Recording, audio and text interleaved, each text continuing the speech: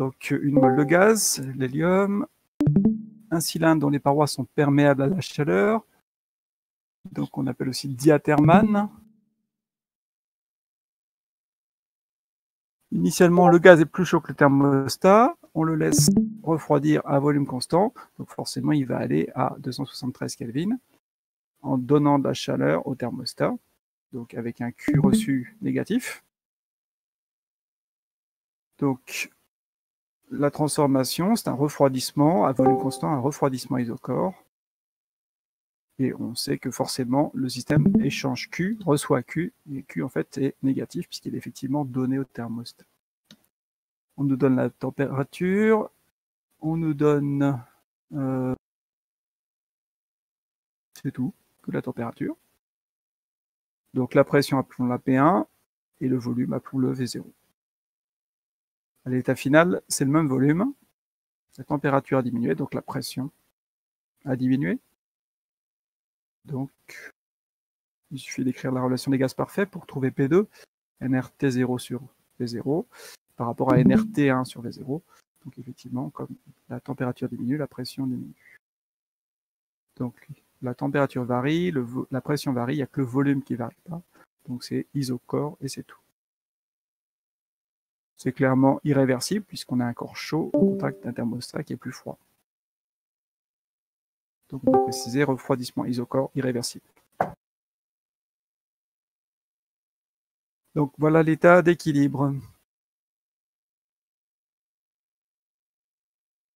On commence par le premier principe toujours, delta U égale W plus Q. Le travail, c'est le travail des forces pressantes plus éventuellement autres travaux.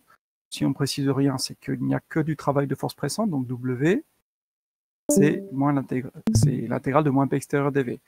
Le volume ne varie pas, il n'y a pas de travail de force pressante, donc il n'y a que de l'énergie thermique échangée Q. Q est donc égal à delta U. Delta U, c'est l'intégrale de DU. DU d'un gaz parfait, c'est NCV molaire dt. On connaît la température initiale, on connaît la température finale. Ça y est, on a Q. Et comme la température a diminué, l'écart de température est négatif. On a bien un Q négatif. Le gaz donne en fait de l'énergie thermique au thermostat. C'est logique. Alors on pourrait se dire, mais pourquoi on applique le premier principe? Pourquoi on a besoin de Q? Eh bien, on a besoin de Q pour calculer S échange. Donc par la suite, on veut delta S, S échange, S création. Et S échange va dépendre de Q. Donc c'est pour ça que j'applique d'abord le premier principe. Je regarde toutes les énergies échangées et ensuite j'applique le deuxième principe. Donc delta S, c'est S échange plus S création. S échange, on a une formule, c'est l'intégrale de delta Q sur T extérieur. T extérieur, bah, c'est la température du thermostat, T0. Elle est constante, on peut la sortir de l'intégrale. Et intégrale de delta Q, bah, c'est Q. Donc Q sur T0. Je viens de calculer Q, ça y est, j'ai S échange. S échange est négatif parce que Q était négatif. S échange n'a pas de signe imposé. Si l'échange thermique est négatif, le S échange est négatif.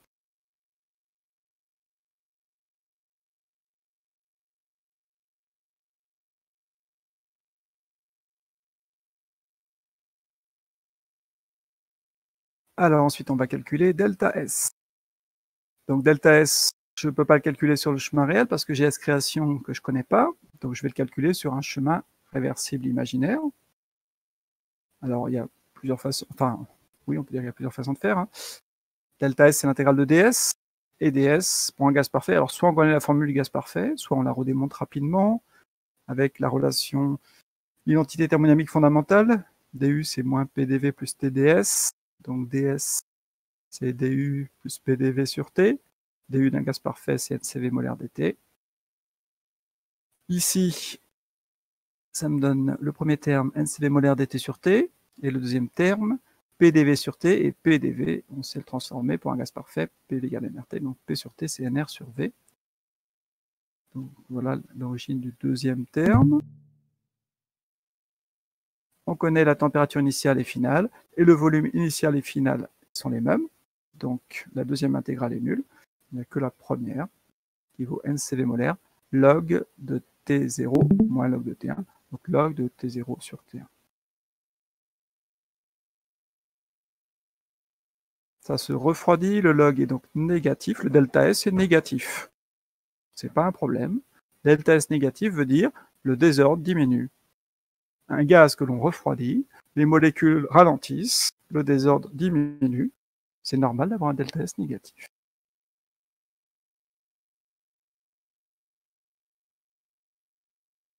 Ensuite, je reviens à la transformation réelle pour laquelle j'ai delta S égale S échange plus S création. Donc S création se déduit par différence. C'est delta S moins S échange. Et lui, S création, est positif ou nul. Ici, il est positif strictement, puisque la transformation est irréversible. Effectivement, il est bien positif strictement. Et dans ce cas-là, on peut dire que la transformation entropie, il y a création d'entropie par irréversibilité. Et on précise la cause. Le gaz est chaud, le thermostat est froid, il y a un transfert thermique irréversible. Vous voyez, c'est toujours la même démarche pour calculer delta S, S échange, S création. S échange est calculé sur le chemin réel, delta S sur un chemin réversible imaginaire, et S création est déduit à la fin par différence des deux termes.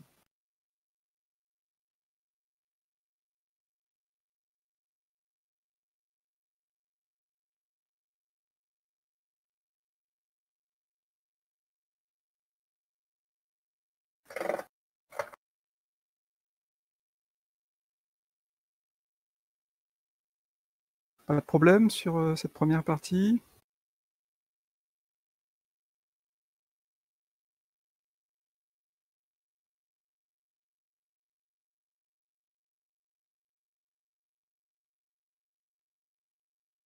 Ok. Donc on est arrivé à un état d'équilibre, l'équilibre précédent, donc celui où on vient d'arriver là, c'est-à-dire 273 Kelvin, la pression P2, le volume V0. Et là, on fait une compression, on réduit le volume du gaz, donc compression, isotherme réversible. Donc si c'est réversible, c'est forcément quasi statique, infiniment lent, hein, sans frottement, sans aucun phénomène irréversible. Donc si c'est très lent, ça va rester à la température du thermostat, donc ça va être isotherme, c'est cohérent. Si c'est réversible, il faut que ça soit, enfin, pour que ça soit réversible, il faut que ça soit isotherme. Donc on reste à la même température, le volume est divisé par 2, comme PV égale nRT, si la température est la même, le produit PV est constant, si le volume est divisé par 2, la pression est multipliée par 2. Donc l'état final est évident. Le volume est divisé par 2, la pression est multipliée par 2, c'est l'équation d'état qui l'impose. Donc on peut faire la même chose que tout à l'heure, c'est-à-dire d'abord écrire le premier principe, delta U égale W plus Q. Alors cette fois-ci il y a une compression, donc W n'est pas nul. C'est isotherme, oui, c'est pas adiabatique, donc Q n'est pas nul. Donc W et Q ne sont pas nuls. Par contre, delta U, delta U c'est l'intégrale de DU. La température ne varie pas, donc DU intégré entre T0 et T0, bah ça fait 0. Delta U égale 0. L'énergie interne d'un gaz parfait ne dépend que de sa température, donc si la température ne varie pas, l'énergie interne ne varie pas. Donc j'en déduis W plus Q égale 0. Je fais comment? Je calcule W et j'en déduis Q, puisqu'il n'y a pas de formule pour calculer un Q d'un truc isotherme. Donc j'ai pas le choix. Donc W intégrale de moins P extérieur dV, c'est quasi statique, donc la pression extérieure doit être égale à la pression à tout instant. C'est un gaz parfait, donc PV égale nRT, donc P c'est nRT 0 sur V, parce que la température reste à T0. Donc on peut sortir ce nRT 0 de l'intégrale, moins nRT 0 même. Et il nous reste intégrale de d de V sur V, primitive ln de V, entre l'état final et l'état initial. Donc log de V final sur V initial, donc log de V sur 0 sur 2 sur V0, c'est-à-dire log de 1,5. Log de 1,5, c'est moins log de 2, donc ça me fait finalement nRT0 log de 2, qui me donne un travail positif. Log de 2 c'est positif, oui. Et je viens de faire une compression. Une compression s'accompagne forcément d'un travail effectivement reçu par le système, donc ça va. Et W plus Q est nul, d'après le premier principe, donc j'en ai du Q. Q est négatif. Donc en fait, j'ai comprimé le gaz et il a donné de l'énergie thermique au thermostat. Les entrées égale les sorties, et du coup, son énergie interne ne varie pas. C'est bien cohérent.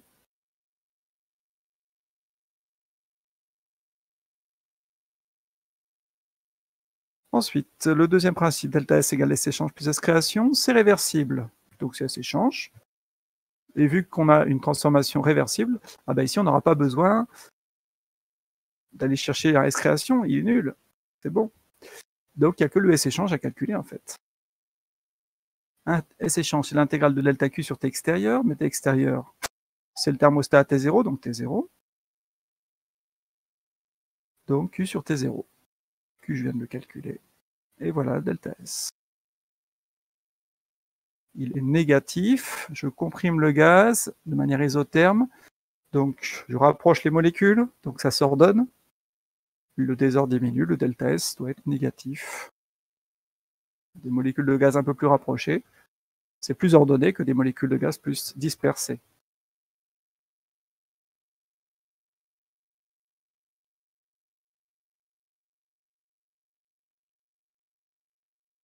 Alors, delta S du thermostat. Donc, j'applique le deuxième principe, c'est S échange thermostat plus S création thermostat. Et on a dit qu'un thermostat, c'était un système qui échangeait de la chaleur de manière réversible. Donc, il a forcément pas de S création, donc il a que un S échange. Qui vaut intégrale de delta Q sur T extérieur. Oui, mais T extérieur, c'est la température du thermostat. Le gaz et le thermostat sont de la même température T0 ici. Donc, il n'y a pas de doute. On peut sortir T0 de l'intégrale. Q thermostat sur T0. Alors, Q thermostat, c'est quoi? Ce que reçoit le thermostat, ben, c'est l'opposé de ce que reçoit le gaz. Donc, c'est moins Q gaz.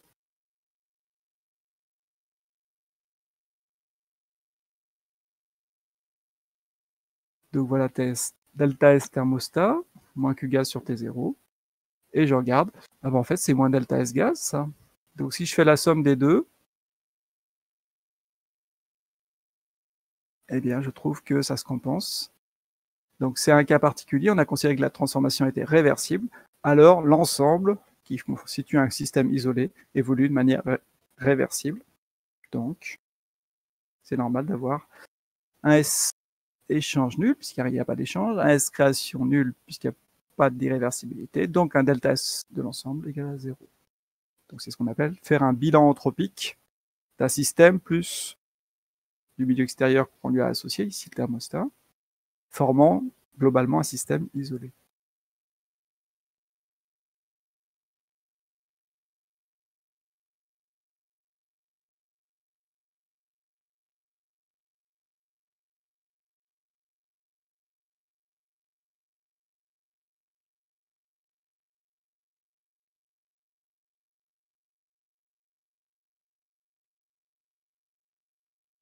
Pas de questions? Je me sens un peu seul.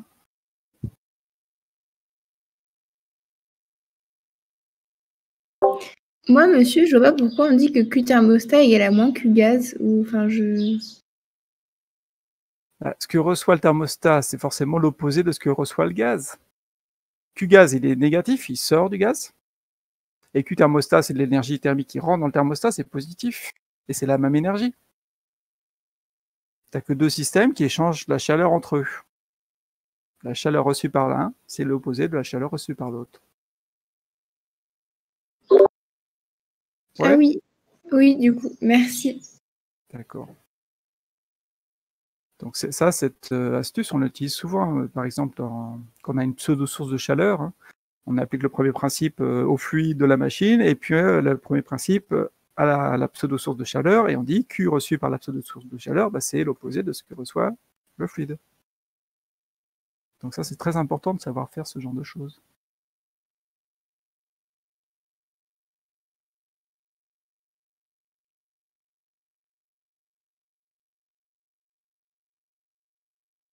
Ok, je vous propose de passer maintenant au 7, qui est nettement plus riche, qui est l'étude d'un cycle Alors ça se rapproche un petit peu de ce que vous aviez à faire pour aujourd'hui, de la partie 4.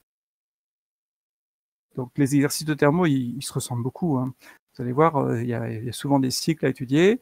Donc d'abord, savoir calculer les grandeurs qui nous manquent. Donc ça, en général, c'est l'équation d'état. Et puis, tiens, une adiabatique réversible d'un gaz parfait.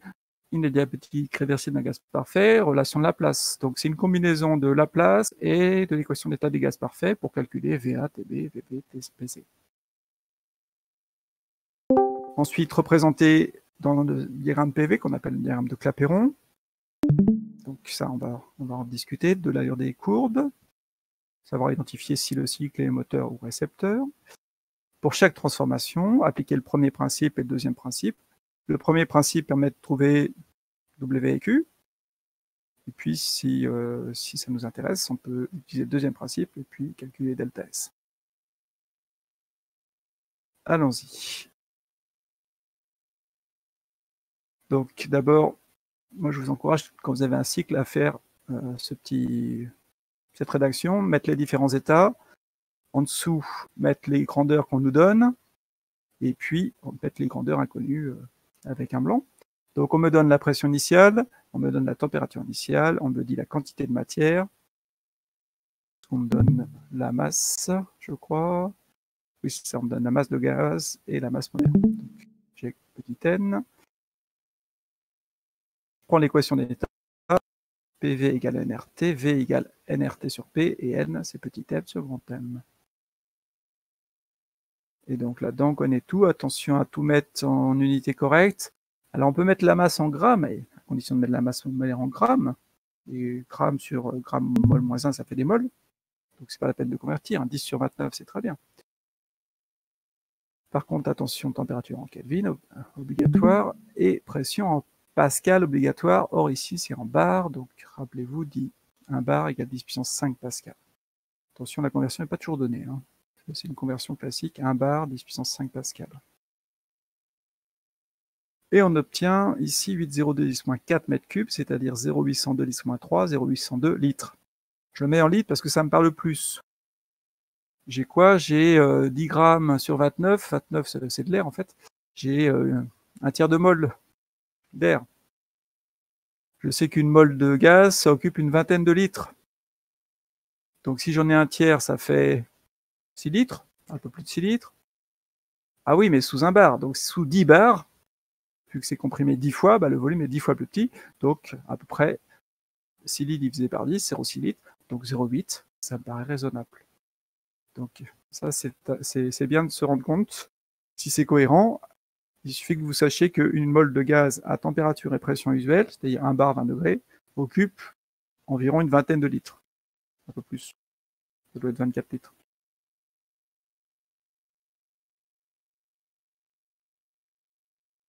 Ok, on me donne PB, je connais ni TB ni VB, j'ai 2 inconnus sur 3, donc l'équation d'état, ça ne me suffira pas.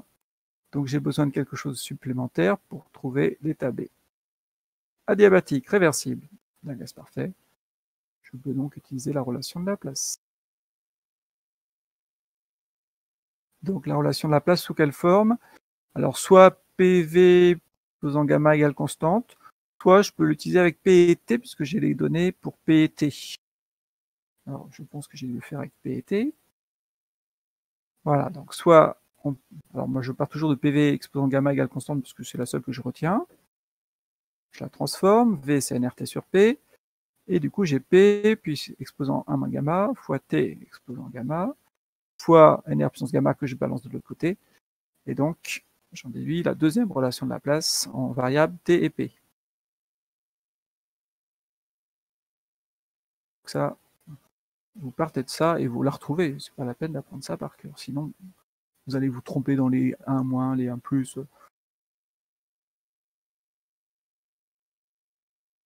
J'écris donc la relation de Laplace entre l'état A et l'état B. J'isole ce qui m'intéresse, c'est TB. TB exposant gamma égale TA exposant gamma. Je mets les pressions de l'autre côté. Elles sont à la même puissance, donc je peux mettre le rapport PA sur PB puissance A moins gamma. Et je veux TB, je prends la racine gamma m de ce truc-là. ou plutôt 1, puissance 1 sur gamma. Puissance 1 sur gamma à droite. Donc, TA, du coup, ça fait gamma sur 1 sur gamma, ça fait 1. Et puis la pression 1 moins gamma divisé par gamma. D'accord, donc ça c'est important. Je vais peut-être vous faire un petit truc de maths juste pour vérifier que tout le monde sait faire ça. Hein, donc quand x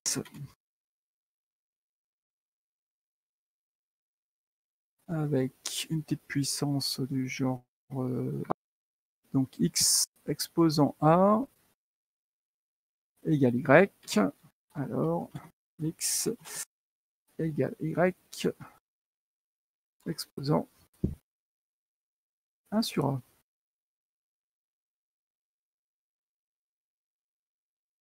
Et voilà.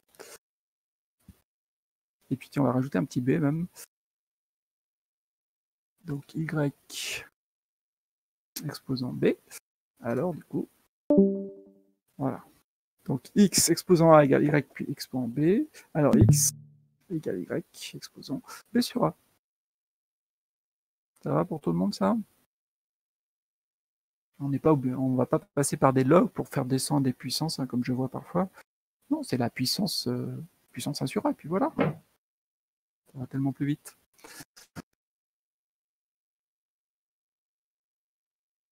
Ok, ici on a le rapport de pression, ici le rapport vaut 10. Donc, juste gamma à mettre. Alors si on regarde, gamma, il est donné, c'est 1,4. Et on calcule TB 145 Kelvin. Est-ce que c'est possible?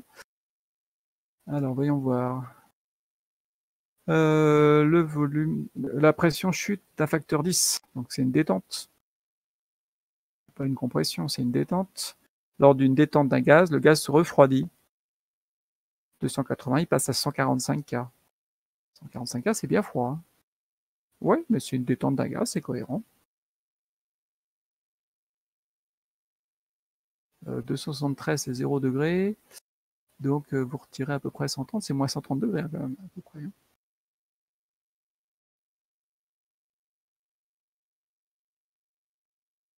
C'est-à-dire une petite application industrielle. Vous savez comment on fabrique de l'oxygène liquide et de l'azote liquide?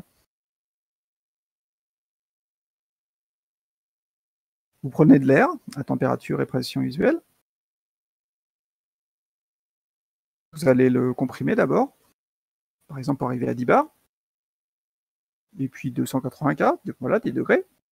Et puis là, vous allez faire une détente brutale adiabatique. Et la détente brutale va l'emmener à 145 K.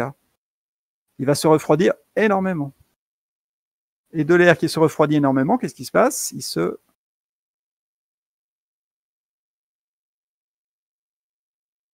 De l'air qu'on refroidit énormément.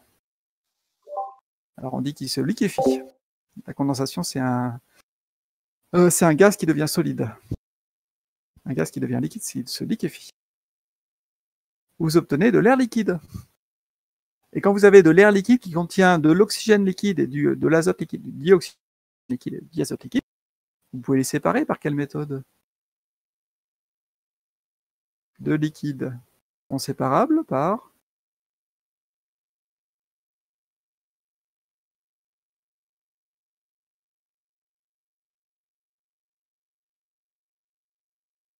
vous avez deux liquides dans un ballon, dans un réacteur, vous les séparez.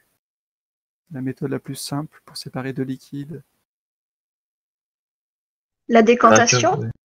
Ah non, la décantation, c'est quand il y a un solide dans un liquide. Et tu décantes le solide et puis tu enlèves le liquide. D'accord. Du coup, la vaporisation, ça viendrait la sédimentation. J'ai pas tout compris, j'ai entendu La vaporisation. vaporisation, oui. Et ouais, la technique qui utilise la vaporisation pour séparer deux liquides, ça s'appelle comment? C'est tellement simple, la réponse. Vous la voyez pas?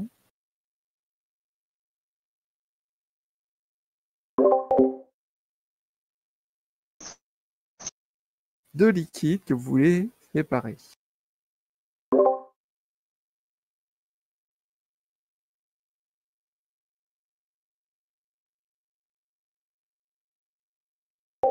Une distillation fractionnée. C'est ça, avec le vocabulaire distillation. Bah oui, on distille. Donc vous avez le dioxygène et le diazote, ils ont des températures d'ébullition différentes. Ils ont des associations différentes de Van der Waals.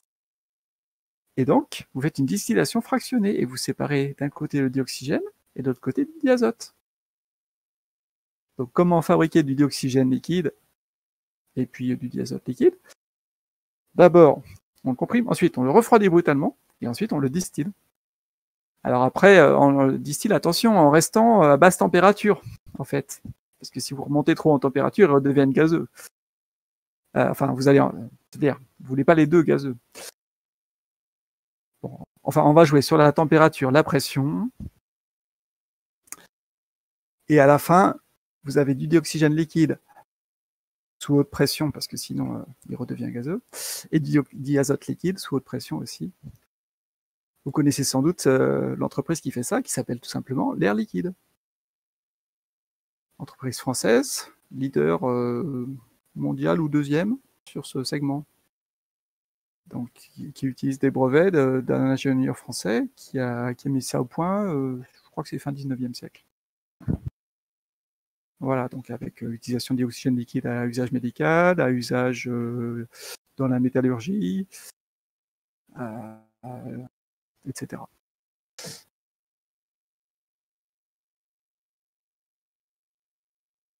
Voilà, donc il y a des applications concrètes de refroidir un gaz, enfin faire une détente adiabatique d'un gaz. On le liquéfie, on obtient de l'air liquide par exemple. On peut séparer les constituants, etc. Ok, le volume, bah, je prends l'équation d'état des gaz parfaits, hein, tout simplement. Maintenant que j'ai la température et la pression, 4,16 litres, le volume augmente d'un facteur 5. C'est bien une détente.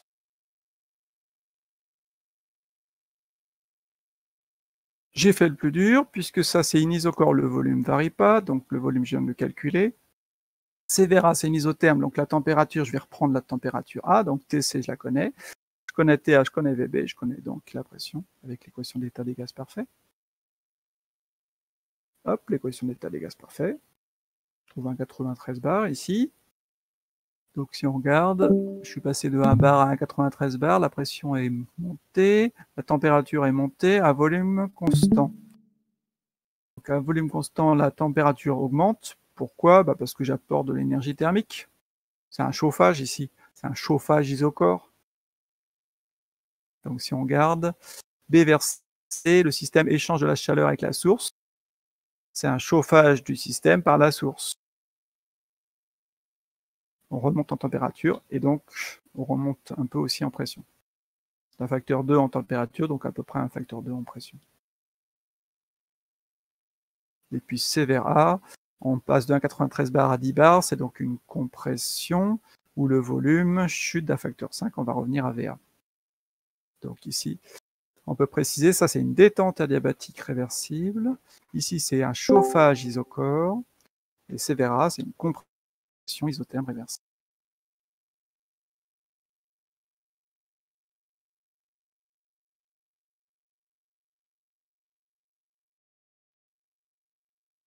Voilà, donc ça c'est la première chose à faire, trouver les inconnus, c'est une combinaison de l'équation d'état et de la relation de la place utilisée entre l'état initial et l'état final.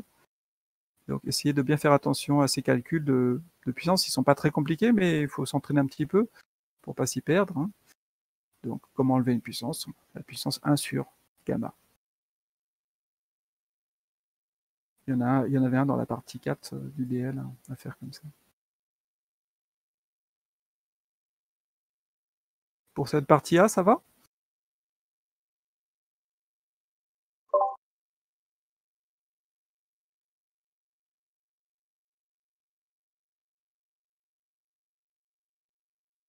Oui, ça va. Ok, représentons le cycle A vers B. On vient de dire c'est une détente, le volume augmente d'un facteur 5, donc j'essaie de représenter à peu près. Donc ça fait 1 litre, 2, 3, 4. Ok. A vers B, c'est une détente adiabatique, donc ça respecte la place. PV exposant gamma égale constante, donc P égale constante sur V exposant la K sur V, mais il y a un gamma. ça ressemble à une hyperbole, mais comme le gamma est plus grand que 1, niveau 1,4, ça diminue plus vite qu'une hyperbole. Donc on peut dire que la courbe a une allure hyperbolique, mais de pente supérieure à celle d'une hyperbole.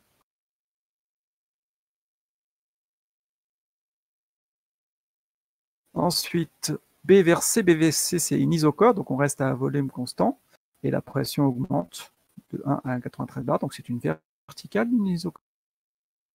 Et C vers A, c'est une isotherme, donc PV égale NRT, donc P égale NRT sur V, donc constante sur V. Alors, attention, c'est pas la même constante que celle-là. Hein. Pour mettre K' si vous voulez. Donc ça, c'est une vraie hyperbole. Donc c'est un arc d'hyperbole, et vous voyez du coup la différence. A vers B, elle a la même allure, mais elle est en dessous, elle a une pente plus grande.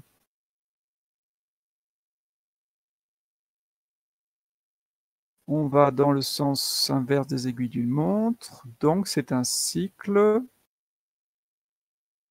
récepteur. Donc je sais que le travail reçu par le système durant un cycle est positif. C'est l'inverse d'un moteur. C'est une machine qui consomme du travail. Et on peut préciser, le travail du cycle, c'est l'air qu'il y a à l'intérieur, c'est l'air interne, plus l'air interne ici. Ça, je ne vous demande pas de le démontrer, c'est une propriété qu'on peut dire que c'est une sorte de théorème. Hein. On l'a démontré une fois dans le cours.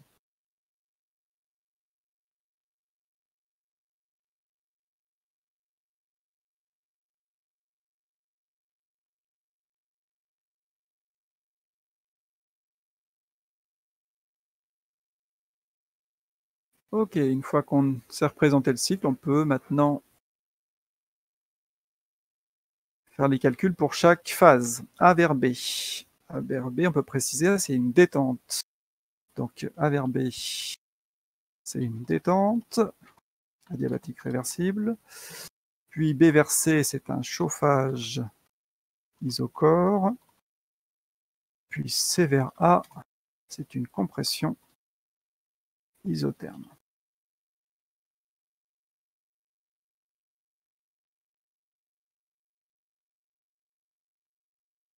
Alors, A vers B adiabatique, Q égale 0. Donc ça, c'est vite fait. Ensuite, on utilise le premier principe, delta U égale W. Et on a le choix, soit on peut essayer de calculer W, soit on calcule delta U, et c'est plus rapide. Delta U, c'est l'intégrale de DU. DU, c'est un égal parfait, c'est NCV molaire dt. Et voilà, delta U, et donc W. Vous pouvez vous amuser à calculer W par l'intégrale de moins épaisseur dV, mais vous n'avez pas fini. Parce que le volume varie, et la pression varie. Donc c'est quasiment infaisable. Ça se fait, mais c'est horrible. Alors qu'avec delta U, c'est une ligne. Et voilà W. CV molaire n'était pas donné dans l'énoncé, je crois. On ne donnait que le gamma. Ah, donc je vous rappelle que vous savez calculer un CV molaire. Hein, donc A, c'est P molaire sur CV molaire. Et puis la relation de Mayer, c'est P molaire moins CV molaire égale R. Donc vous combinez ces deux trucs-là et vous en déduisez soit le CP molaire, soit le CP molaire. Ici, on voudrait le CV molaire. Donc vous remplacez CP molaire par gamma fois CV molaire. Et donc vous en déduisez CV molaire, c'est-à-dire sur gamma moins 1. On trouve, comme la température diminue, un travail négatif, ce qui correspond bien à une détente. Le delta S, c'est S échange plus S création. C'est réversible, il n'y a pas de S création. C'est adiabatique, il n'y a pas de S échange. Donc delta S égale 0, c'est une isentropique. Donc, petit commentaire, transformation isentropique à S constante. Donc delta S égale 0. Une adiabatique réversible, c'est une isentropique. Donc ce qu'il faut bien voir, c'est que les calculs de thermo sont toujours très très courts. Donc si vous avez des calculs qui font plus de 2 lignes, c'est qu'en général, vous êtes parti dans une mauvaise direction.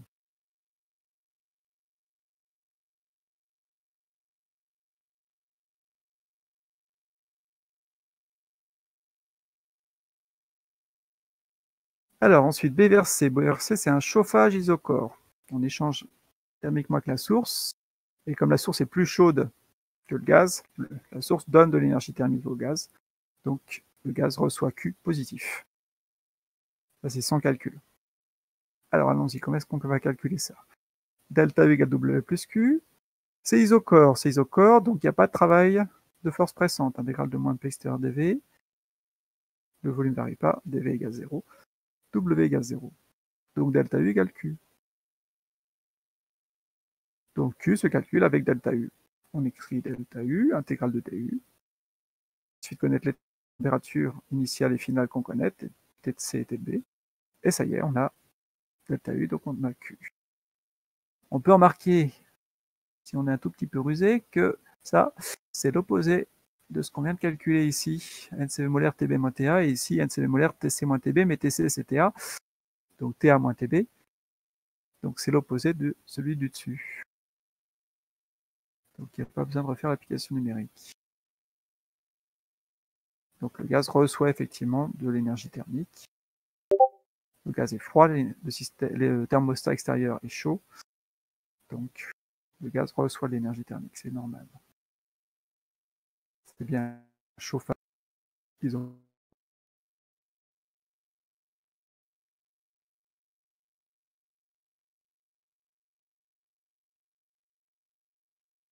Le calcul des delta S, c'est demandé à la question D, parce qu'il est un petit peu plus subtil que le reste. Alors, Severa, on précise. Tac. Ah oui, d'accord. Attendez, hop, je vais faire.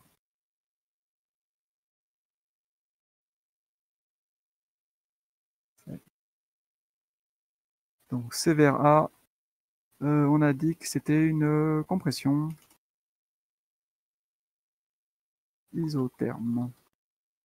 Donc, sans faire aucun calcul, W est positif.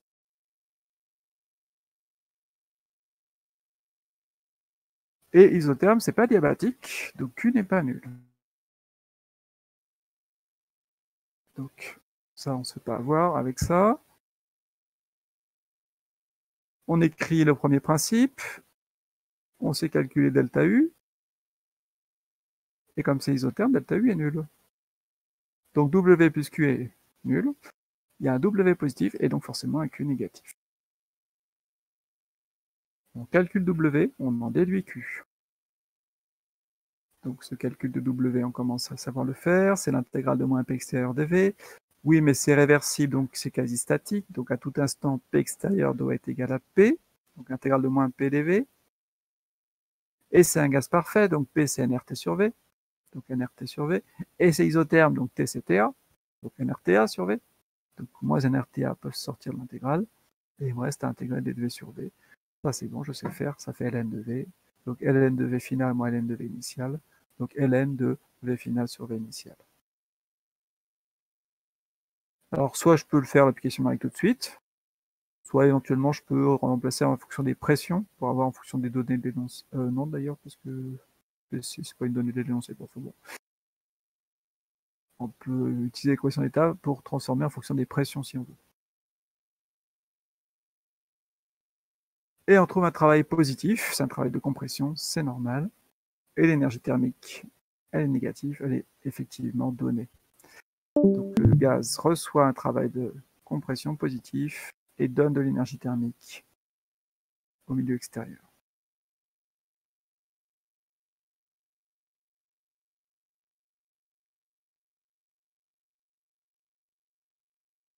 Le delta S, S échange plus S création, oui, mais on me dit que c'est réversible, donc il n'y a que du S échange.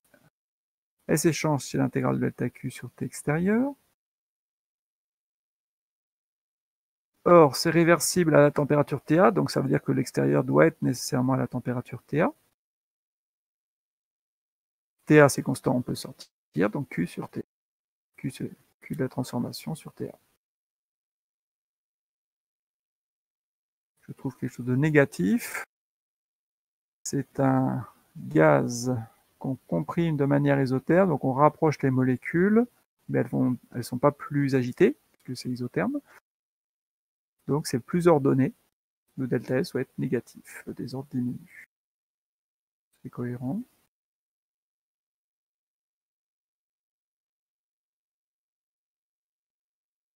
Alors, j'en déduis le W cycle. Le W cycle, c'est la somme des W. Donc, le B vers C, c'est isocor, il n'y en a pas. Donc, c'est la somme des deux, WAB et CA. Et on trouve qu'il est effectivement globalement positif, que notre cycle est bien récepteur, globalement. On avait dit au début. J'en déduis Q cycle au premier principe. Donc, c'est un cycle qui consomme du travail, qui donne de l'énergie thermique au milieu extérieur. Après, à quoi sert ce cycle? J'en sais rien.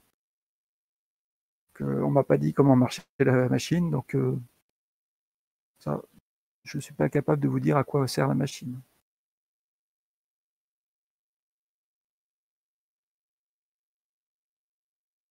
Alors, on nous demandait de calculer spécifiquement le delta S BC. BC, on était avec la source qui était chaude, le gaz froid, donc la transformation est forcément irréversible. Donc, on va être obligé de calculer le delta S sur un chemin réversible imaginaire. VB égale VC, donc le chemin réversible, il sera forcément isocor. Et on calcule avec l'intégrale de ds. ds que je tire de l'identité thermodynamique. du, c'est un gaz parfait, c'est un CV molaire dt. Et puis c'est isocor, donc dV égale 0, donc le deuxième terme, il n'y en a pas. Donc il n'y a que ceci à calculer.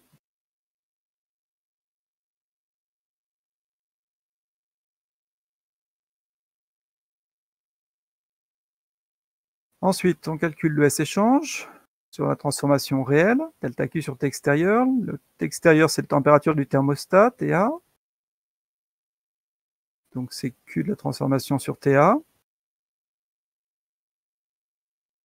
Et par différence, on en déduit S création.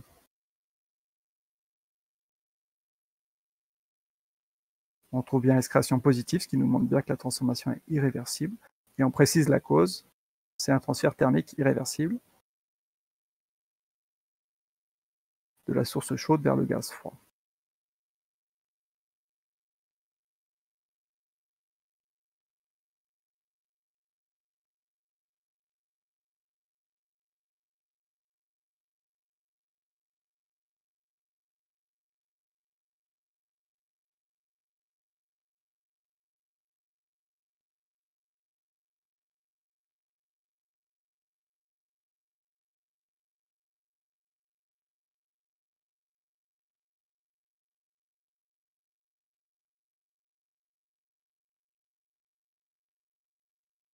Ok. Pour terminer, on va regarder un petit peu la partie 4 du DL. En fait, ça ressemble beaucoup à ce qu'on vient de faire. Seulement, là, on précise un petit peu plus à quoi ça sert. Donc, c'est un moteur. Donc, on va nous demander de compléter le diagramme de Clapeyron, sachant que ce sont des adiabatiques réversibles. Adiabatique réversible, ça suit la place. Donc, ce sont des allures hyperboliques, mais enfin des arcs d'hyperbole, mais en fait de pente supérieure. Donc, ça ressemble à des arcs d'hyperbole, mais de pente supérieure pour A vers B. Isobars, c'est des horizontales. Ok, donc ça va aller assez vite. On vient de voir dans l'exercice 7, c'est exactement ça. Un arc d'hyperbole, ça ressemble à un arc d'hyperbole, c'est pas tout à fait un arc d'hyperbole. Et vous écrivez la formule sous-jacente, donc P égale constante sur V exposant gamma. Comme tout à l'heure, on garde le sens du cycle, le sens est dans le sens aigu d'une montre, donc WC moins l'air interne, c'est négatif, c'est un cycle moteur. Donc on nous dit qu'on étudie un moteur à réaction. Un moteur à réaction, c'est un moteur évidemment, qui donne du travail à une pièce mécanique qui est un arbre moteur, un truc qui tourne. Si c'était une voiture, ça serait des roues. Là, c'est plutôt un avion ou un bateau, on nous dit. Il y a deux transformations adiabatiques, donc les énergies thermiques sont nulles. Ah, là, il y a quelque chose d'intéressant. Dans la partie 3, on nous demandait donc QBC et QDA. Alors, QBC, c'est une transformation isobar. Donc là, il faut penser isobar, il faut penser à H, l'enthalpie. Premier principe sous forme enthalpie. Delta H, c'est WU plus Q. WU, si on me dit rien, c'est qu'après, il n'y en a pas. Donc delta H égale Q. Q égale delta H. Delta H, c'est l'intégrale de dH. Et l'intégrale de dH, c'est l'intégrale de NCP molaire dt. Et hop, vous avez Q en une ligne. Enfin, deux lignes, allez. Alors que si vous ne pensez pas à ça, si vous écrivez que le premier principe delta U égale W plus Q, vous allez le trouver. Q égale delta U moins W. Donc il faut calculer delta U, il faut calculer W, faire la différence. Et vous allez trouver finalement la même chose. Mais ça va vous prendre beaucoup plus de temps. Donc pensez bien à ça. Premier principe, reformuler pour une transformation isobar. Et des Vera, c'est isobar, même chose. Donc par analogie, on n'est pas obligé de reporter tous les calculs. Q égale delta H, Q égale delta H, et on donne le résultat final. On précise bien les signes. QBC c'est positif, c'est une énergie thermique reçue par le système qui vient de la combustion, et l'autre elle est négative parce que le moteur doit à un moment donner de l'énergie thermique, doit se refroidir.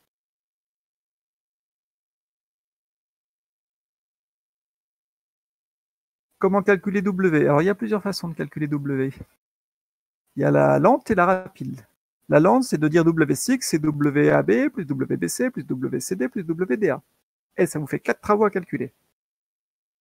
La rapide, c'est d'utiliser le premier principe pour un cycle. Delta U cycle égale 0, égale W plus Q cycle. Q cycle, vous venez de les calculer, les Q. Donc vous en déduisez forcément W.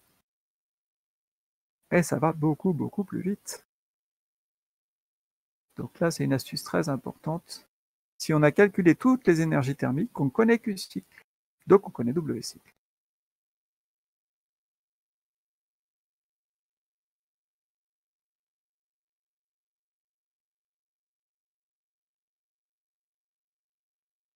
On dessine ce qui se passe. Oui. C'est pas CV molaire et pas CP molaire pour W cycle? J'ai pas compris. Le W cycle, c'est égal à moins QBC moins QDA, c'est égal à NCP molaire. Enfin, c'est pas la capacité volumique plutôt? Non, parce que QBC, on vient de le voir, c'est celui-là, là. C'est NCP molaire, TC moins TB. Et moi, je prends moins QBC, donc moins ce truc-là. Moins NCP molaire, TC moins TB. C'est-à-dire NC molaire, TB moins TC. J'ai remplacé les Q par ce que je viens de calculer. Et Q n'est pas égal à NCV molaire, TC moins TB. Non, parce que c'est pas iso-corps, c'est iso-bar. Donc méfiez-vous. En fait, il faut oublier les formules de Q qu'on a utilisées au début du cours. Q égale à l'intégrale de NCV molaire dt ou Q égale à l'intégrale de NCP molaire dt. Ceux-là, je les oublie. Moi, je retiens le premier principe. Delta U égale W plus Q ou delta H pour une isobar égale WU plus Q. Et je regarde ce qu'il faut Q, soit en fonction de delta U, soit en fonction de delta H. Alors je sais pourquoi vous faites ça, parce que dans la progression du cours, nous on a commencé à donner des formules Q égale NCV delta T, ou Q égale NCP delta T. Oui, mais c'était pour des transformations bien particulières, soit isocore, soit isobar. D'accord ? Et ensuite, on est arrivé au principe. Donc maintenant qu'on a fait ça, qu'on les a démontrés dans ce sens-là, on va les utiliser plutôt dans l'autre sens. On écrit les principes et on en déduit Q. Donc, c'est isobar, on écrit le premier principe avec delta H et on en déduit que Q c'est delta H. Donc c'est l'intégrale de NCP molaire dt.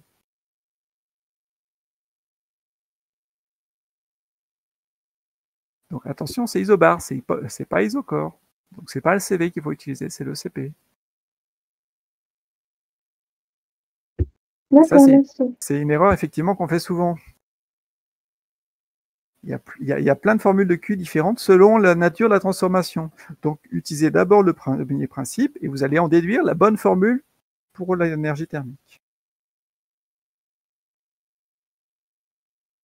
Alors, une fois qu'on a fait ça, on a vu qu'il y avait une énergie thermique positive, donc qui vient, on va dire, ce qui vient de la source chaude, une énergie thermique négative, ce qui est donné à la source froide, un travail négatif qui est donné à une pièce mécanique, donc le système fabrique du travail, c'est bien un moteur.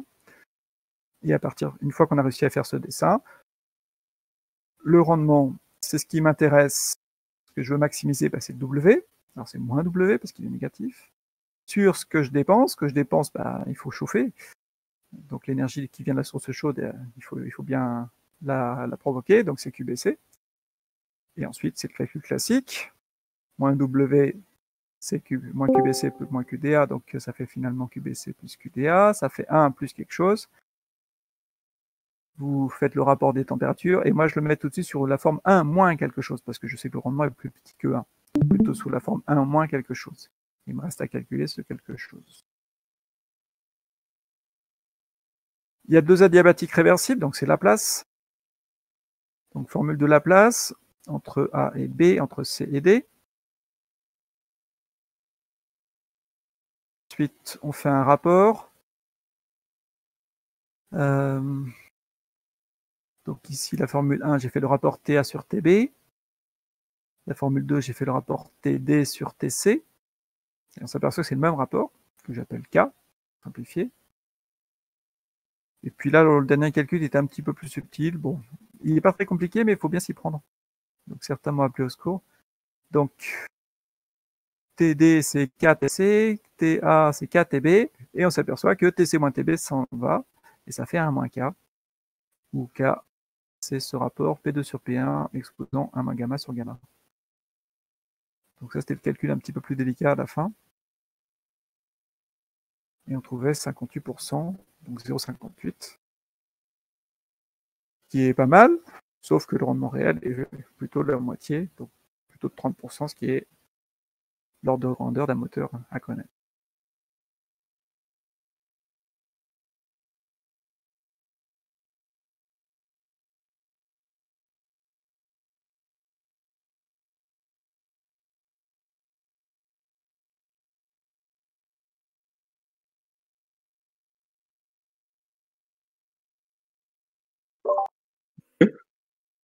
Oui.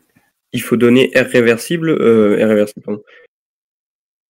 Le R que vous calculez, c'est le rendement du moteur de... Hop, on nous dit que toutes les transformations sont réversibles ici. Hein. Donc c'est le rendement réversible, c'est le rendement maximal. Et puis après, vous pouvez faire un petit commentaire en disant oui, mais le rendement réel, il sera petit. Alors, ça dépend si c'est demandé ou pas, hein, mais là, c'est demandé. D'accord.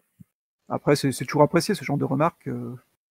Je sais que le rendement réel sera de l'ordre de la moitié de ce rendement maximal. On aime bien que vous ayez un petit peu de culture générale pour se démarquer un peu.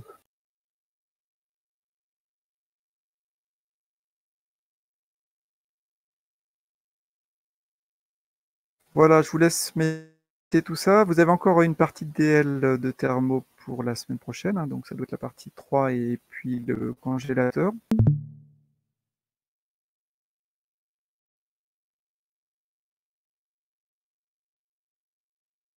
Et puis, donc sinon, on va s'arrêter là, et puis sauf si vous avez des questions de thermo. Je reste à votre disposition. Donc que ce soit pour le cours ou le DL ou le TD.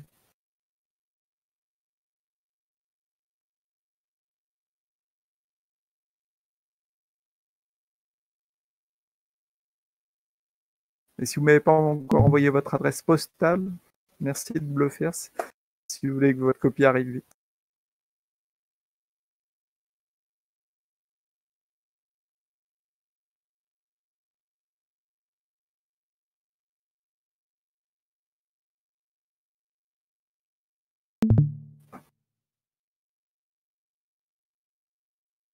Bon, je vais vous envoyer tous les corrigés. Hein. Et puis je vais vous envoyer en plus donc un TP de chimie, un TP d'extraction avec une petite vidéo à regarder donc qui compensera la partie pratique non faite.